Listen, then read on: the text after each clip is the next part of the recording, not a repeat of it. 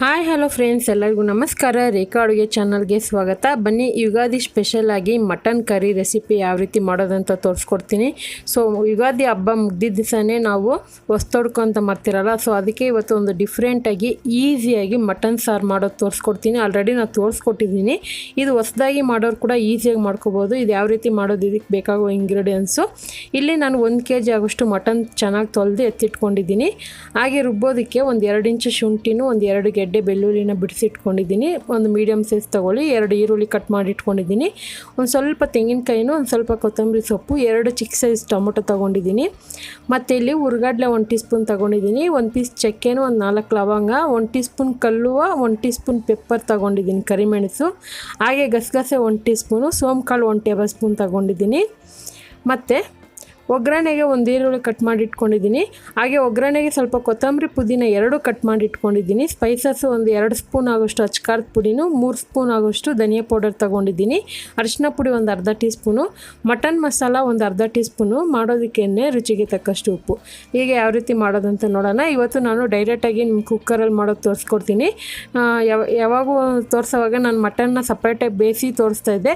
So ಇವತ್ತು ಡೈರೆಕ್ಟಾಗಿ ಕುಕ್ಕರಲ್ಲೇ ತೋರಿಸ್ತೀನಿ. ಕುಕ್ಕರ್ಗೆ ಒಂದು 3 ಟೇಬಲ್ ಸ್ಪೂನ್ ಎಣ್ಣೆ ಹಾಕ್ಕೊಂಡಿದ್ದೆ. ಎಣ್ಣೆ ಬಿಸಿ ಆದಮೇಲೆ ಈರುಳ್ಳಿ ಹಾಕ್ಕೊಂಡು, ಈರುಳ್ಳಿ ಜೊತೆಗೆ ಮಟನ್ ಹಾಕ್ಕೊತಾ ಇದ್ದೀನಿ. ಕೆಲವರು ಮಟನಲ್ಲಿ ನೀರಿನಂಶ ಎಲ್ಲ ಬಿಟ್ಟು ಡ್ರೈ ಆಗೋವರೆಗೂ ಫ್ರೈ ಮಾಡ್ಕೊತಾರೆ. ಸೊ ನಾನು ಅದ್ರ ಜೊತೆಗೆ ಸ್ಪೈಸಸ್ಸು ಹಾಕ್ಕೊಂಡು ಫ್ರೈ ಮಾಡ್ಕೊತೀನಿ. ಸೊ ಧನಿಯಾ ಪುಡಿ, ಖಾರದ ಪುಡಿ, ಅರಿಶಿನ ಪುಡಿ, ನಿಮಗೆ ಖಾರ ಎಷ್ಟು ಬೇಕೋ ನೋಡಿ ಹಾಕ್ಕೊಳ್ಳಿ. ಇದೆಲ್ಲ ಹಾಕ್ಕೊಂಡು ಇದಕ್ಕೆ ಒಂದು ಸ್ವಲ್ಪ ಉಪ್ಪು ಹಾಕ್ಕೊತಾ ಇದ್ದೀನಿ. ಇದೆಲ್ಲ ಹಾಕ್ಕೊಂಡು ಚೆನ್ನಾಗಿ ಫ್ರೈ ಮಾಡ್ಕೊಳ್ಳೋಣ. ಇದು ತಲೆ ಹಿಡಿಯೋ ಚಾನ್ಸಸ್ ಏನೂ ಇರೋದಿಲ್ಲ, ಯಾಕಂದರೆ ಮಟನಲ್ಲಿ ನೀರಿನಂಶ ಬಿಟ್ಕೊಳ್ಳುತ್ತೆ. ನೀವು ಸ್ಪೈಸಸ್ ಹಾಕಿದ್ರೂ ನೀರು ಬಿಟ್ಕೊಳ್ಳುತ್ತೆ. ಒಂದು 10 ನಿಮಿಷ ಇದನ್ನು ಚೆನ್ನಾಗಿ ಫ್ರೈ ಮಾಡ್ಕೊಳ್ಳೋಣ. ಆಲ್ರೆಡಿ ನಾನು ಮಸಾಲೆನೆಲ್ಲ ಫ್ರೈ ಮಾಡಿ ರುಬ್ಬಿ ಮಾಡಿರೋಂಥ ಮಟನ್ ರೆಸಿಪಿ ತೋರಿಸಿದ್ದೀನಿ. ನೀವೇನಾದರೂ ನೋಡಿಲ್ಲ ಅಂದರೆ ನೋಡಿ. ಹಾಗೆ ಎಲ್ಲ ಥರ ಹಬ್ಬದ ರೆಸಿಪಿನೂ ಅಪ್ಲೋಡ್ ಮಾಡಿದ್ದೀನಿ. ಈಗ ಇದಕ್ಕೆ ಕೊತ್ತಂಬರಿ ಪುದೀನೆಲ್ಲ ಹಾಕ್ಕೊಂಡು ಫ್ರೈ ಮಾಡಿದ ಮೇಲೆ ಅದನ್ನು ಒಂದು ಮೀಡಿಯಮ್ ಫ್ಲೇಮಲ್ಲಿ ಇಟ್ಕೊಂಡು ನಿಧಾನಕ್ಕೆ ಹುರ್ಕೊಳ್ಳೋಣ. ಅಷ್ಟೊತ್ತಿಗೆ ಮಸಾಲೆನೂ ರುಬ್ಕೊತಾ ಇದ್ದೀನಿ. ಈಗ ಒಂದು ಮಿಕ್ಸಿ ಜಾರ್ಗೆ ಚಕ್ಕೆ, ಲವಂಗ, ಗಸಗಸೆ, ಹುರ್ಗಡ್ಲೆ, ಬೆಳ್ಳುಳ್ಳಿ, ಶುಂಠಿ, ಈರುಳ್ಳಿ, ತೆಂಗಿನಕಾಯಿ, ಟೊಮೊಟೊ, ಕೊತ್ತಂಬರಿ ಸೊಪ್ಪು ಇದೆಲ್ಲ ಹಾಕ್ಕೊಂಡು ರುಬ್ಕೊತಾ ಇದ್ದೀನಿ. ಇದೆಲ್ಲ ನೀವು ಫ್ರೈ ಮಾಡಿ ಕೂಡ ಯಾವಾಗೂ ಮಾಡಿರ್ತೀರ, ಖಂಡಿತ ಈ ಥರನೂ ಒಂದ್ಸರಿ ಟ್ರೈ ಮಾಡಿ ನೋಡಿ.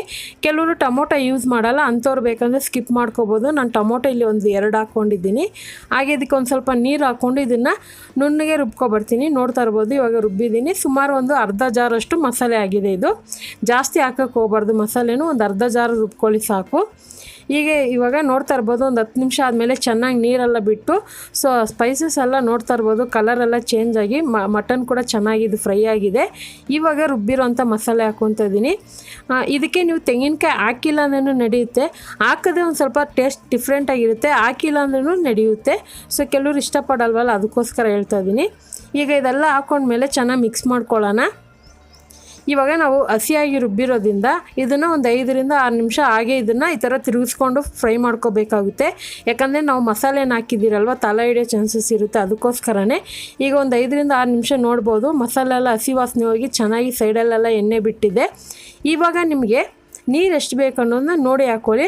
ನೀವು ಮುದ್ದೆಗೆ, ಅನ್ನಕ್ಕೆಲ್ಲ ಬೇಕು ಅಂದರೆ ಸ್ವಲ್ಪ ನೀರು ಜಾಸ್ತಿನೇ ಹಾಕ್ಕೊಳ್ಳಿ.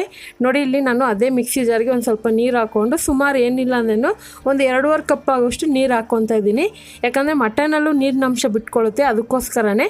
ಇವಾಗ ತಿಕ್ನೆಸ್ ನೋಡ್ಕೊಳ್ಳಿ, ಮತ್ತು ಉಪ್ಪು ಖಾರ ಎಲ್ಲ ಚೆಕ್ ಮಾಡ್ಕೊಳ್ಳಿ. ಯಾಕಂದರೆ ಒಂದು ಸ್ವಲ್ಪ ಉಪ್ಪು ಖಾರ ಇದ್ದರೆ ಮಟನ್ ಸಾರಿಗೆ ತುಂಬಾ ರುಚಿಯಾಗಿರುತ್ತೆ, ಅದಕ್ಕೋಸ್ಕರನೇ. ಉಪ್ಪಂತೂ ನೋಡಿ ಹಾಕ್ಕೊಳ್ಳಿ. ಇವಾಗ ನಾನು ಸ್ವಲ್ಪ ಕಡಿಮೆ ಅನಿಸ್ತು, ಅದಕ್ಕೆ ಹಾಕ್ಕೊಂಡಿದ್ದೀನಿ. ನೀರು ಅಷ್ಟೇ, ಸ್ಟಾರ್ಟಿಂಗ್ಗೆ ಜಾಸ್ತಿ ಹಾಕೋಕೆ ಹೋಗಬೇಡಿ, ಸ್ವಲ್ಪ ಕಡಿಮೆನೇ ಹಾಕ್ಕೊಳ್ಳಿ. ಬೇಕಂದರೆ ಮತ್ತೆ ಕೂಡ ಹಾಕಿ ಕುದಿಸ್ಕೋಬೋದು. ಈಗ ಇದನ್ನು ಮೀಡಿಯಮ್ ಲೋ ಫ್ಲೇಮಲ್ಲಿ ಇಟ್ಕೊಂಡು ಒಂದು 5 ರಿಂದ 6 ವಿಸಿಲ್ ಕೂಗಿಸ್ಕೊತೀನಿ.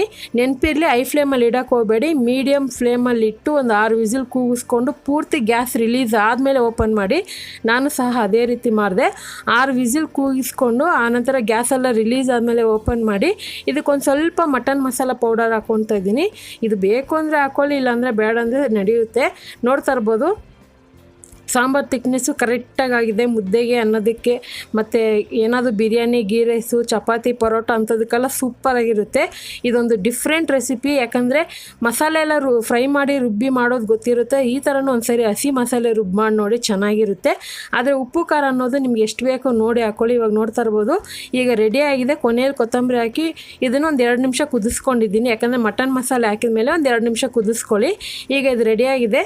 ಖಂಡಿತ ಇವತ್ತು ತೋರಿಸಿರುವಂಥ ಮಟನ್ ಮಸಾಲೆ ಮಸಾಲ ಕರಿ ರೆಸಿಪಿ ನಿಮಗೆಲ್ಲ ಇಷ್ಟ ಆಗಿದೆ, ನೀವು ಮನೇಲಿ ಟ್ರೈ ಮಾಡಿ ಯಾವ ರೀತಿ ಇತ್ತು ಅಂತ ಕಮೆಂಟ್ ಮಾಡಿ, ಹಾಗೆ ಲೈಕ್ ಮಾಡಿ, ಶೇರ್ ಮಾಡಿ. ಮತ್ತಷ್ಟು ಈಸಿ ರೆಸಿಪಿಗೆ ರೇಖಾ ಅಡುಗೆ ಚಾನಲ್ನ ಸಬ್ಸ್ಕ್ರೈಬ್ ಮಾಡಿ. ಈ ವಿಡಿಯೋ ನೋಡಿದ್ದಕ್ಕಾಗಿ ಎಲ್ಲರಿಗೂ ಧನ್ಯವಾದಗಳು.